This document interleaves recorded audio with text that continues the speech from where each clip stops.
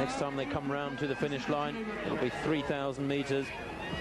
Jibril Selassie not travelling a great deal slower here than in his world record at Hengelo last week. Remember his final kilometre at Hengelo, very, very special indeed, 2:20. And Jabeur there. Very similar in build, Hisu and Jabeur. The Lafi as well. Well, Hisu checking his watch there, 7:55.71 at 3 kilometres. There's an enormous great clock just down to his left if he'd bothered to look at it. Wouldn't have been any need for him to do that. 2:38, that is Jabeur in 4th place behind Skah.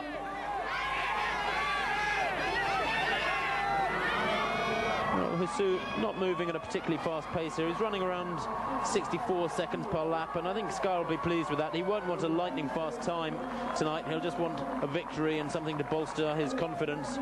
Jibril Selassie looking across at a big screen at that end of the stadium, so they can see what's going on behind him without the inconvenience of stretching round and looking. But his pace has slowed significantly now, and Skah responds by putting in a fast burst, and Jibril Selassie goes with him. That's a very, very impressive change of pace from Skah, still with some 4 laps to go. Who's gone with him? None other than Jibril Selassie, and the others struggling to respond to that. Hisu and Jabeur back in 3rd and 4th, but with 4 laps to go, Jibril Selassie doesn't seem to have been troubled by that at all.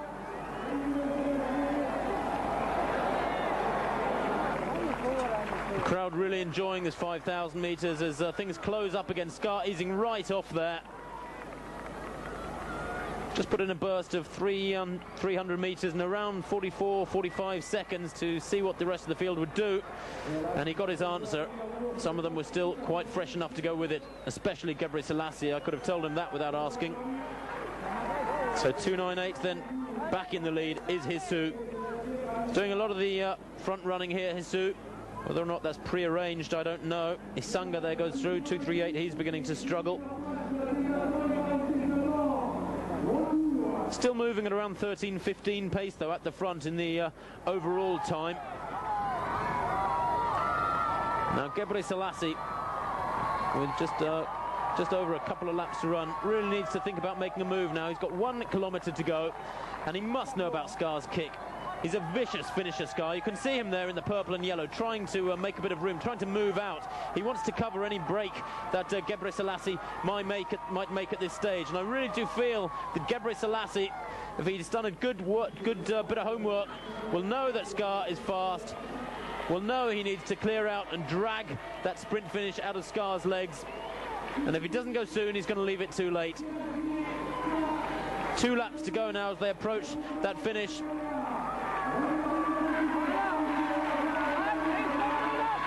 There it is, around 11:11 with 2 laps to go, and that group has moved right away from this second pack.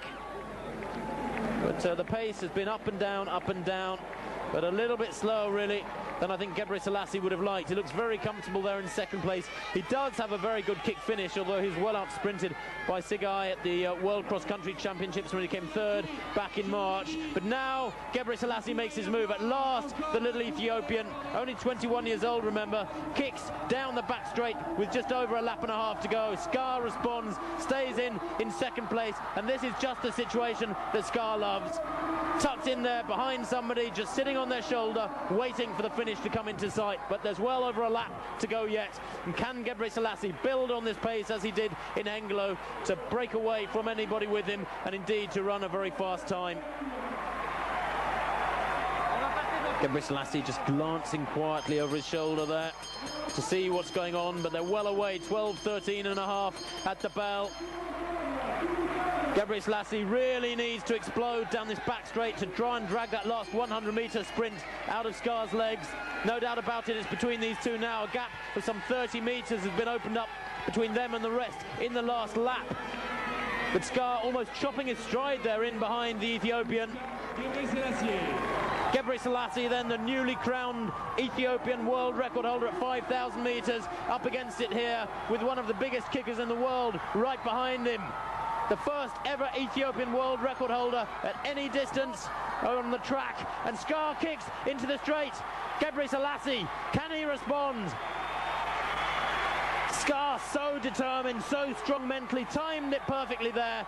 And I don't think Jibril Selassie can do anything about it, or can he? Look at this. Skah responds when he sees the Ethiopian coming back, and he does just enough as the tape is reached. 13:10.51.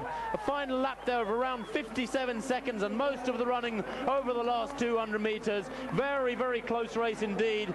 But Jibril Selassie doesn't seem too unhappy with that defeat, despite being world record holder from some 10 days ago. Well, Khaled Skah got all the answers he needed tonight. The sprint finish is still there, and what's more, he has really got rid of his sniffed at either. 13:10.51, very fast running. They're jumping again, and I think the heights are probably secondary importance to her in the early part of the 1994 season. Khaled Skah, multi-linguist, speaks Arabic, English, French. Great picture there. Jibril Selassie didn't really move wide enough, even if he had had the acceleration to get past Skah. He was almost running into the back of him. Skah didn't move out. I thought perhaps he was at one point, but no. Skah stuck to his inside lane line. It was Jibril Selassie who just didn't really have the acceleration to get past him.